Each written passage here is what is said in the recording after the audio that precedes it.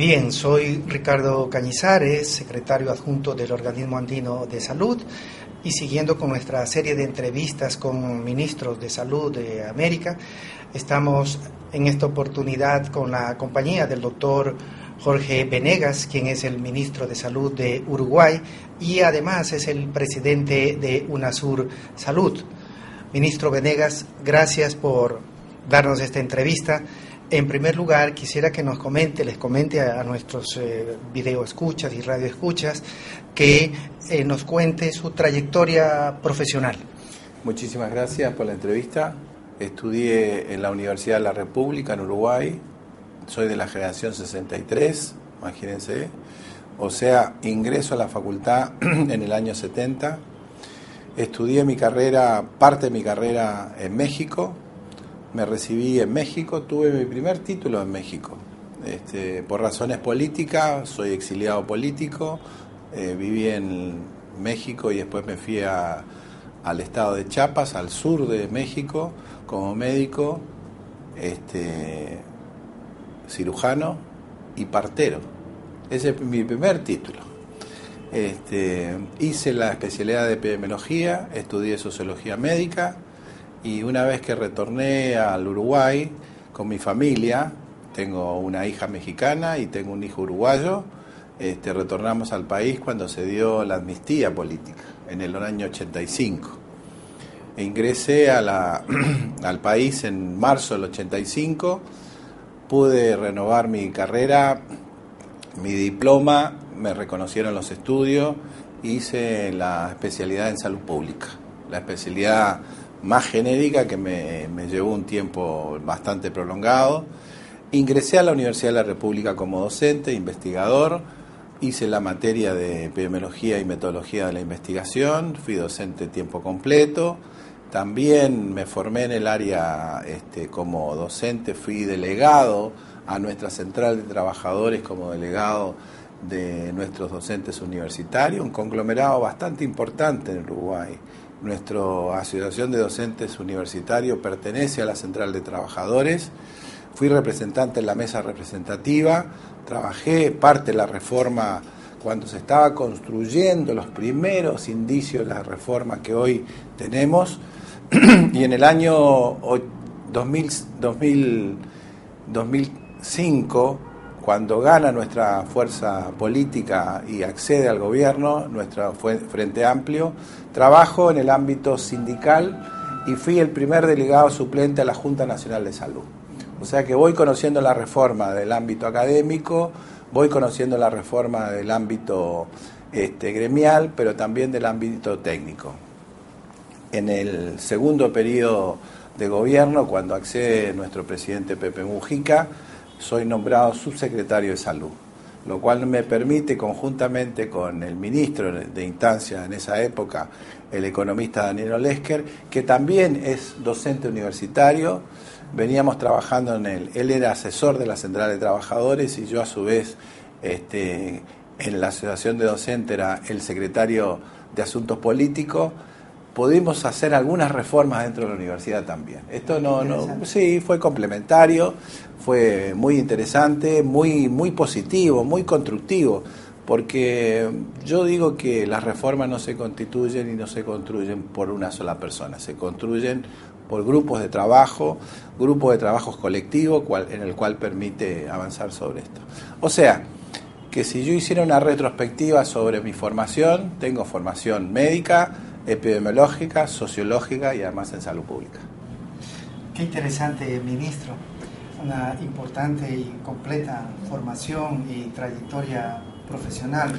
En este momento usted está desempeñándose como ministro de Salud del Uruguay y, como he mencionado, como presidente de UNASUR Salud. Hay un tema muy importante y usted con esa trayectoria tiene la autoridad para explicarnos y decirnos en qué se basa todo este proceso de la reforma de salud. Correcto. Que inicia en el 2005 aproximadamente. 2005. Y creemos nosotros que Uruguay, su modelo, su sistema de salud, tiene una experiencia importante y puede servir de ejemplo para los otros países que también están buscando cómo cumplir con el derecho ciudadano de acceso universal a servicios de salud con calidad. Correcto. Permítame decirle sobre la primera parte. Una de mis experiencias más importantes como médico fue mi ingreso al Instituto Nacional Indigenista como médico salubrista cuando permanecí en México. Y eso me hizo cambiar mucho las visiones sobre la salud. Primero, trabajar en frontera, junto en ese momento estaba la guerra en Guatemala, los conflictos internos, teníamos que solventar toda el traspaso de una zona mayense muy compleja, muy difícil, donde habían más de 30.000 personas en zonas de refugio. Lo cual, como médico del estado de Chiapas, me permitió trabajar con otros actores y ver que no solamente la atención primaria, no solamente trabajar en el campo de la asistencia médica, sino en el campo de la organización, sobre todo para dar vivienda, alimentación, asistencia médica, programas de nutrición y programas muy fuertes en torno a los derechos humanos y en torno al derecho a la salud. Eso me cambió mucho el esquema desde el punto de vista de formación profesional y con una cosmovisión, diría también, del punto de vista de la salud pública diferente. No es lo mismo trabajar en atención primaria o en el primer nivel de atención en una ciudad o en un lugar suburbano, sino trabajar con grupos étnicos. Trabajé con los 3 grupos correspondientes, mayense, el Tojolabal, toda la rama mayense, que en esa zona evidentemente son todos iguales, son campesinos pobres y son campesinos que necesitan también que se les reconozca su campo de salud del punto de vista sociológico y antropológico. Eso me permitió cambiar mucho. Bueno, este es un legado que uno tiene. Yo terminé en esta parte, diría, yo le debo mi vida también a México y a América Latina, porque me dio la posibilidad de tener esa experiencia y además me dio la posibilidad de terminar una etapa de la vida de capacitación que es ser médico. Y Chiapas es uno de los departamentos donde ha habido procesos sociales importantes de participación. Es uno de los procesos, sí, creo que no se aprende en la universidad, eso se aprende en la vida cotidiana, se aprende en la vida del trabajo. Y bueno, soy un hombre afortunado en ese sentido de poder reflexionar, hacer una práctica comunitaria y permitir que la salud pública no solamente es el derecho, sino los hechos que hay que hacer en salud y sobre todo en estas zonas muy complejas, pero muy, muy pobres, muy de gran necesidad en dar resoluciones en el tema de la salud, como en la producción, como en la educación y el trabajo. Entonces, todo ese aprendizaje y esa experiencia ahora está volcada a esta gestión, que es un compromiso con 3.100.000 o 300.000 habitantes que tiene Uruguay, que tiene una alta preocupación por los temas sociales. Voy a la segunda parte de la pregunta que usted me hizo. Nosotros tomamos la reforma y es importante informar que las reformas son procesos que se deben sostener, se deben continuar y se deben profundizar si realmente uno quiere hacer reformas en salud. Y estos son procesos que también tienen el coadyuvante se hacen en determinados momentos históricos donde gobiernos progresistas y nuestra fuerza Frente Amplista de izquierda pretende hacer y quiere hacer una reforma en salud. Que tampoco la reforma de salud es sola. La reforma en salud también tiene que ver con componentes como reformas fiscales, reformas en educación, reformas en trabajo, reformas en vivienda, reformas en derechos de los ciudadanos. Ese es un punto muy importante lo que está mencionando. Porque muchas veces uno ve los cambios en la reforma como exclusivamente al área de la salud, sectoriales. Y tampoco es así. Es como la discusión vieja cuando uno tenía que decir, bueno, políticas universales o políticas focales. Yo creo que no hay discusión hoy. Podemos hacer políticas universales con políticas focales. Bueno, reformas también. Reformas en la salud comprende un conjunto de reformas del Estado.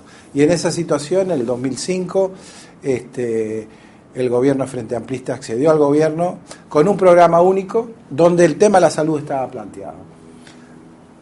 Nuestra primera etapa, la reforma 2005-2010, fue una etapa de articular y yo diría la parte de tener una estructura legal y jurídica que nos permitiera en un consenso nacional construir un sistema nacional integrado de salud. Un andamiaje jurídico que legitime esta nueva estructura. Justamente, una discusión que se venía procesando con distintos actores, políticos, sociales, académicos, comunitarios, etcétera, en torno a el tema de la salud debe ser un tema del país, no un tema de un gobierno, debe ser un tema nacional. Para construir una política nacional, por supuesto, y una política pública que involucre a todos, tuvimos que hacer esa discusión. Y como usted mencionaba, el tema, cuando hablamos de salud, tenemos que hablar de política. En ese contexto tenemos que ubicar. Correcto. Ubicar en la política donde se decide el vivir de la población. En el mayor y más amplio sentido. Nuestros pueblos nos exigen hoy reformas progresivas y reformas que den sustento y den soluciones a los temas de la salud. Por lo tanto, el primer periodo, 2005-2010, fue un periodo de conformar el andamiaje legal, administrativo y jurídico que nos permitiera, primero, leyes que den sustento y segundo, introducir los programas. Hoy le llamamos, en este segundo periodo, donde accedí a la subsecretaría y hoy al ministerio, a la figura de ministro, nos permite decir, estamos en la segunda etapa de la reforma. La segunda etapa de la reforma que tiene 3 pilares fundamentales. Un pilar que se llama modelo de financiamiento, que acá voy a hablar un poquito sobre el seguro de salud, modelo de gestión y modelo de atención. Nada más ni nada menos. 3 pilares fundamentales. ¿Qué hicimos y qué pretendemos hacer? Como es un sistema nacional integrado de salud con el componente público y con el componente privado, necesitamos fortalecer el eje público también. La rectoría. Y visualizar que el Ministerio de Salud Pública cumpliera un papel de rectoría. No solamente un papel de asistencia, nosotros no hacemos asistencia directa, sino la rectoría. ¿Qué es eso? Normatizar, conducir, programar y fiscalizar el sistema de salud. Y ese es el tema que hoy nos planteamos. Si nosotros hablamos modelo de financiamiento, por supuesto, fortalecer el presupuesto estatal como política de Estado, lo cual pasamos de 130 millones de dólares a 560 millones de dólares anuales. Subimos del 17 al 28% del presupuesto en el eje público. Y creo que inversión per cápita anual creo que está alrededor de los $800. Más o menos andamos entre 960 y el sistema privado en 1000. Estamos llegando per cápita casi a lo mismo. Yo no diría gasto, yo diría inversión. Hay que cambiar el vocablo también, porque cuando se invierte en salud, se invierte en progreso y en desarrollo. El segundo elemento importante era el tema de la gestión. La rectoría va en el tema de la gestión, pero además se hizo una ley que permitiera descentralizar y descentralizar al gran efector público y además descentralizar nuestras políticas en los distintos departamentos. Y por supuesto había que darle un contenido programático.